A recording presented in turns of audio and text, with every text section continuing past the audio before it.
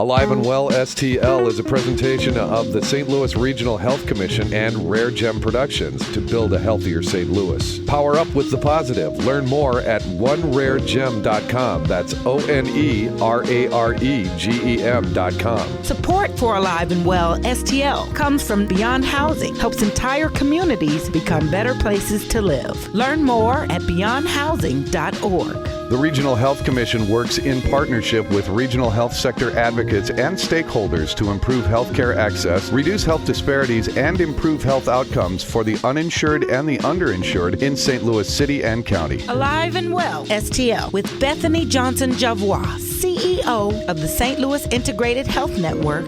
Alive and Well STL shares today the impact of trauma and pain from the heart of a grieving mother. Oh, it goes beyond that, beyond my son, so within the last 10 to 15 years, it's been a lot of death. From my nieces to nephews, mom, dad, sisters, sister and brother, nephew in the same month, 2 nieces, great niece, funeral at the same time.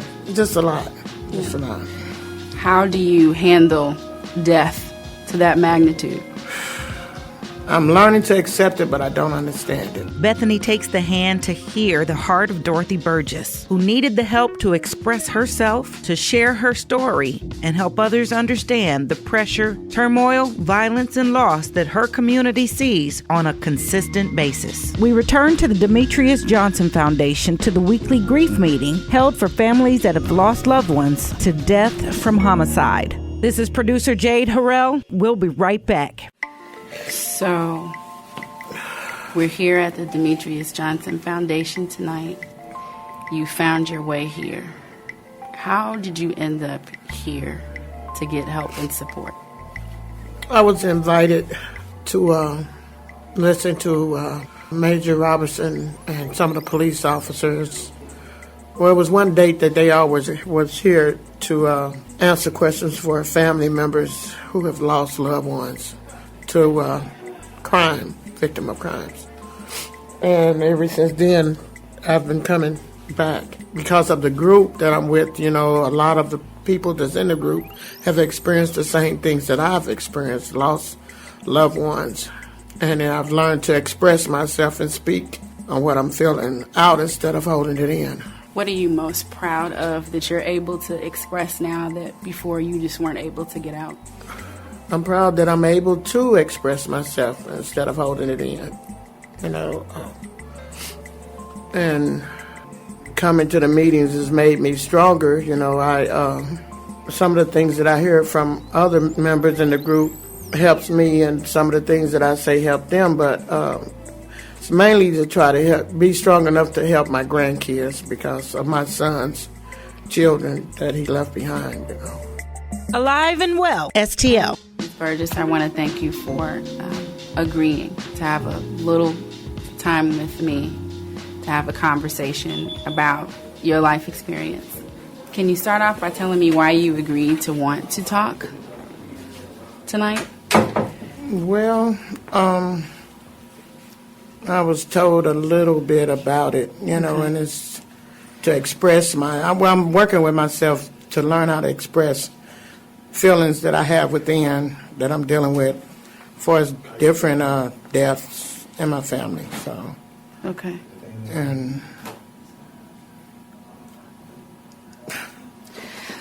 that's okay. So tell me a little bit about your story, anything that you want to share that helps me understand who you are right now in this moment. I'm a grandmother of 18. A grandmother of 19. I had 19 grandkids. One, my grandsons got killed last year in November, which was my son's son. He got killed in '08. So it's just been a lot of death back to back, and it's hard to deal with. How much is death a part of your life?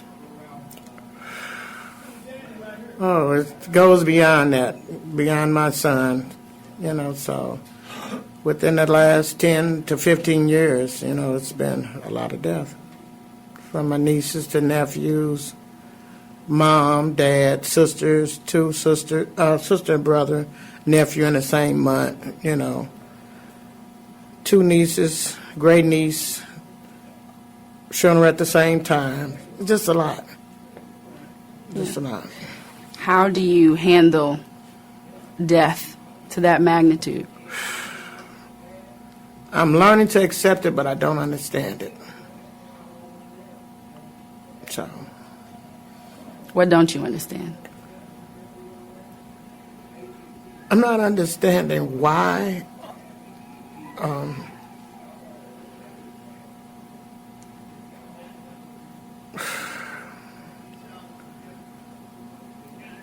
it's just why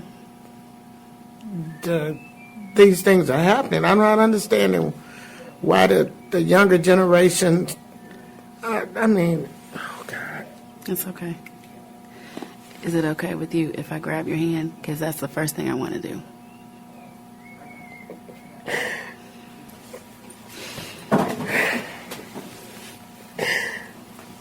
Yeah. So, we're here at the Demetrious Johnson Foundation tonight. You found your way here. How did you end up here to get help and support?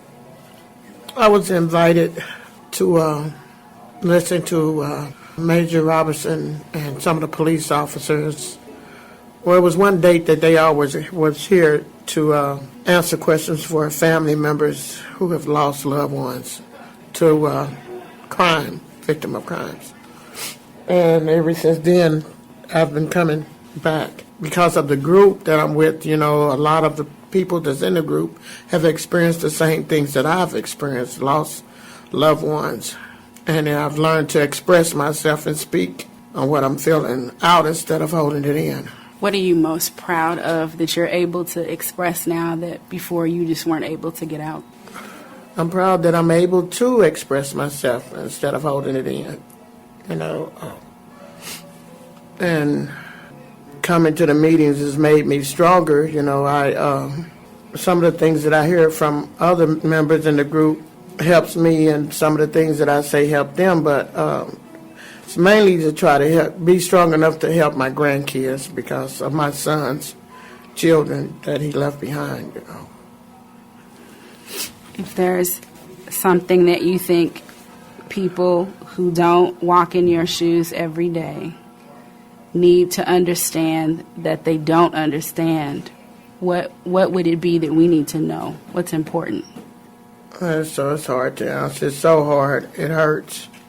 The pain never goes away. I deal with it a little bit better each day, but that pain is still there. It's hard. I don't know. And it's raw. Yes. So you find a way to get up every morning, and you find a way to get to 7 o'clock at night. What gives you strength to do that? God. I pray all day long, all during the day at work. I thank Him each and every little thing that I do. As voices keep speaking to me. Things go wrong on the job. I'm thanking God for it, and I just try to brush it off and go on with my day. So I stay prayed up. There are many people that may be in a situation where they're feeling hopeless. And even in the middle of your pain, you may be able to share something today that could make a difference. What would you like to say to someone that isn't able to express yet? Is there anything you can? Well, I know for one, my family members, a lot of them feel that they don't need counseling or they don't need to come to a group meeting or something like that. I think that if they would try it, that it would help. And so the last thing I want to say is the name of this show is 2 words that may feel very distant from your reality: alive and well. Can you paint a vision for me of what you want the future for your grandbabies to be around that theme of alive and well? What would it look like? I can't even see it right now. I can't even see it. I know I just pray for it. They don't have a, without us praying for our kids and protecting them as long as we can. You know, I talk, I preach, I talk. It's on them to listen. You know, and I always tell them it goes back to choices that you make in life. I just pray for all the kids. They don't have a chance. They don't even have a clue. I want to thank you for letting me be in your space. And I've had to keep it together because I have to ask you questions. But it's very painful. And I want to thank you for your courage that I'm not sure that you even see. But your ability to even say what you said makes a difference.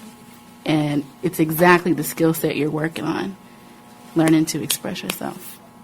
So we pray that this goes far and wide and it begins a healing process for people we can't even see yet. And just want to thank you. Thank you. Just want to thank you for your time. Okay. And for you, who I've been seeing from a distance. I want to thank you for being around and about as well. Are you related? That's my oldest grandson. You have a picture in your hand. That's my son. That's your son. And this is the first time that him and I have been around each other this long since '08. He needs help, and I'm trying to get him help. He wants help, so I'm trying to get help for him. And what does it mean for you to see him here tonight? It means so much because I didn't think he was, I was coming home from work and I didn't think he was going to be there, but he was there asleep. And I woke him up. I said, Mark, come on. I said, I got to go. He said, well, Granny, I took my medicine today and it's got me sleepy. And I said, no, you know what you told me. After yesterday, we was going to do some positive things. And he said, okay, here I come, Granny. And he came. So it makes me feel so good that he stuck to his word. So, Mark, did you know that you are her hope? Did you have any sense of that? Mm-hmm. Can I talk to you for a couple seconds? Awesome. You came tonight, and you haven't been in how long? Since '08. We haven't been around each other. Like, I've seen him, but we never spent time together or never been around each other. The last 3 days. How does it feel to be here tonight with your grandmother? I feel good. Is it something that you need?